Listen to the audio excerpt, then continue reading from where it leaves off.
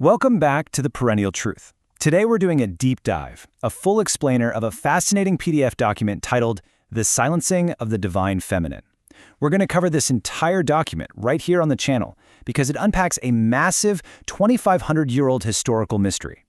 We're talking about a wild compilation of archaeological, historical, and theological evidence that shows exactly how ancient goddess traditions, sacred texts, and women's authority were systematically scrubbed from the dominant historical narrative. Now, right off the bat, this explainer isn't about pushing a specific belief system on you. Instead, the source material asks us to look at the evidence and pose a really fundamental question. Who actually decided what you are allowed to know? Think about it. For millennia, our spiritual institutions, our laws, our histories, they've all been heavily curated. So keep that question in the back of your mind as we trace the paper trail of how one of the oldest concepts of the sacred was deliberately, and I mean literally, buried. Act 1. The Established Truth. So, let's set the stage and look at what human spirituality actually looked like way before the patriarchal systems we are so familiar with today took over. The document lays out some incredible archaeological evidence, showing that for the vast majority of human prehistory, we're talking stretching back at least 30,000 years, the sacred was overwhelmingly understood as fundamentally feminine. You can see this in those famous Venus figurines discovered all over, from France to Siberia, dating all the way back to 28,000 BCE. And these weren't just prehistoric art projects, they were ceremonial objects of veneration. Take the Neolithic city of Çatalhöyük in modern Turkey. It was this incredibly egalitarian society built entirely around a goddess, completely lacking any sort of warrior class or male sky gods. The Great Mother was the main deity. But here's where it gets really interesting, because this feminine presence didn't just stop in prehistory. It carried right over into the biblical era. Mainstream archaeology has actually proven that early Israelites worshipped two gods. Back in the 1970s, excavations at Kuntalet Adrud uncovered 8th century BCE jars with a mind-blowing inscription, "I bless you by Yahweh of Samaria and his Asherah." Asherah was the great mother goddess of the Canaanite world, and yeah, for centuries, ordinary Israelites worshipped her right alongside Yahweh as his consort. So you're probably wondering, why on earth don't we hear about her today? Well, the evidence points to a massive, top-down political and theological purge. The word Asherah actually shows up 40 times in the Hebrew Bible. But early translators intentionally masked her identity by swapping her name out for words like grove or wooden image. The text details how reforming kings, specifically King Josiah in the 7th century BCE, kicked off a major campaign to enforce strict monotheism. I mean, he literally had the image of Asherah dragged right out of the main Jerusalem temple and destroyed. The goddess was officially erased by royal decree, even though the common people definitely kept worshipping her for generations. Act 2. The Pivot and the Smear. Let's fast forward a bit into the early Christian era, which was this really turbulent time when competing movements had totally different takes on the role of women and the feminine sacred. See, for the first 3 centuries, Christianity was far from a monolith. The historical records, and honestly, even the canonical New Testament, show that early Christianity relied heavily on female leadership. You've got Junia, who is explicitly recognized in Romans as an apostle. Though, fun fact, male translators later altered her name to a fake male name, Junius, just to hide that fact. Then there's Phoebe, named as a deacon and protector. And crucially, all 4 Gospels independently agree that women were the very first witnesses to the resurrection. Keep in mind, in first-century legal context, a woman's testimony wasn't even admissible in court. So placing women at the absolute epicenter of the religion's founding event, that is a massive testament to their original authority.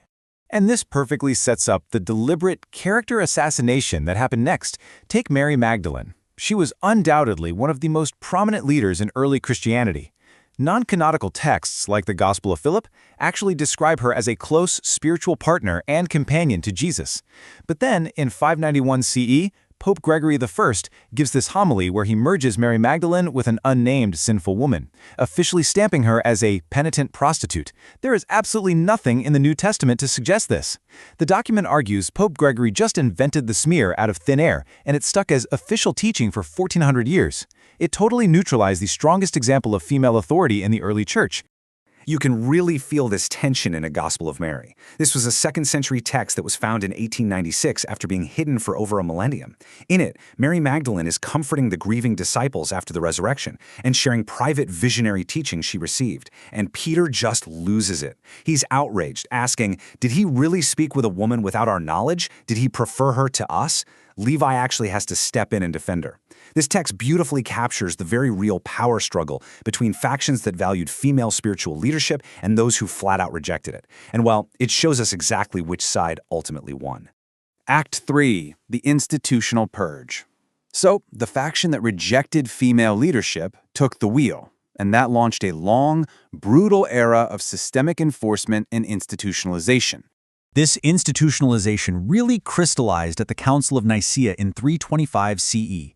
This was an all-male gathering of bishops who sat down to decide what would officially make it into the biblical canon. It wasn't just divine coincidence, it was a highly political decision. They explicitly tossed out texts that supported female authority, like the Gospel of Mary, and anything depicting a feminine Holy Spirit. On top of that, modern biblical scholars largely agree now that the verses in the Apostle Paul's letters ordering women to keep silent in the church, those were actually interpolations, meaning later scribes literally penciled those notes into the margins to enforce the new hierarchy the emerging church wanted to build. Fast forward a few centuries, and this theological suppression mutated into straight-up institutionalized violence. In 1487, Dominican inquisitors published a book called the Malleus Maleficarum, or the Hammer of Witches. Approved by the Pope, this became the definitive legal and theological manual for identifying and executing witches. It specifically claimed that women were more susceptible to witchcraft because they were naturally weaker in faith. It basically painted any traditional feminine knowledge as inherently demonic. And the real-world fallout from this manual was just catastrophic. Between roughly 1450 and 1750, it's estimated that 40,000 to 60,000 people were executed for the crime of witchcraft across Europe under this exact legal framework. The demographics of the victims are absolutely staggering. 75 to 80% of those killed were women, but not just any women. The trials zeroed in on women who operated outside male control or held community power. We're talking widows, single women, property owners, and especially midwives and healers who practiced folk medicine. These trials effectively wiped out a whole class of women who held traditional knowledge, violently severing those last remaining ties to the pre-Christian feminine sacred. Exercising independent spiritual or social authority literally became a death sentence. And this wasn't just a church initiative. Secular governments teamed up with the church to enact legal erasure across the Western world too. Under Roman law, you have the doctrine of paterfamilias, which gave the male head of the household near absolute power, meaning women couldn't hold office or even serve as legal witnesses. Later on, English common law used something called coverture. This legally absorbed a woman's entire existence into her husband's the second they got married. She couldn't own property, keep her own wages, or sue in court. They systematically reduced women to property, baking that theological erasure right into the law of the land. Act 4, the perennial truth.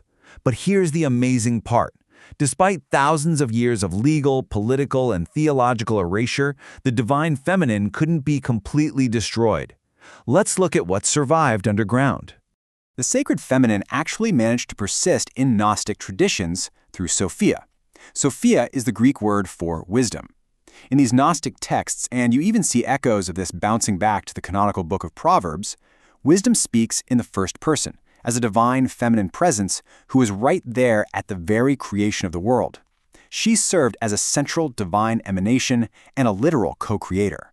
You see a very similar thread in Jewish mysticism, particularly Kabbalah, which kept the feminine divine alive through the Shekinah.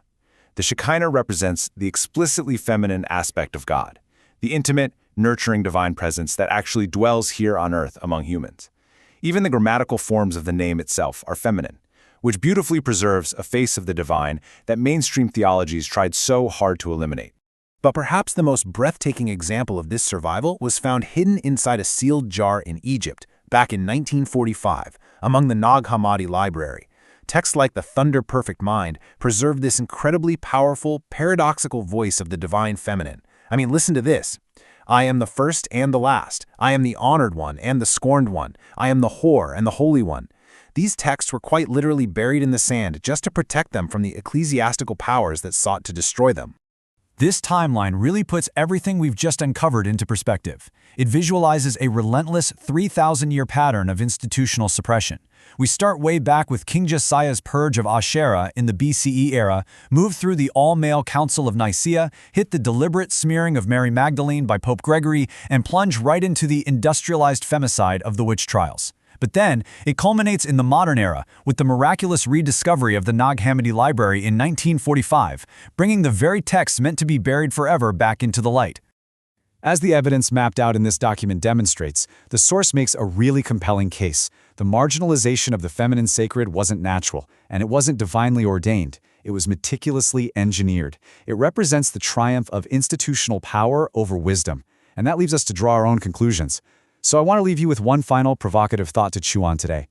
When you look at the systems of belief and the laws shaping our world, who exactly wrote the history you inherited, and what did they stand to gain from it?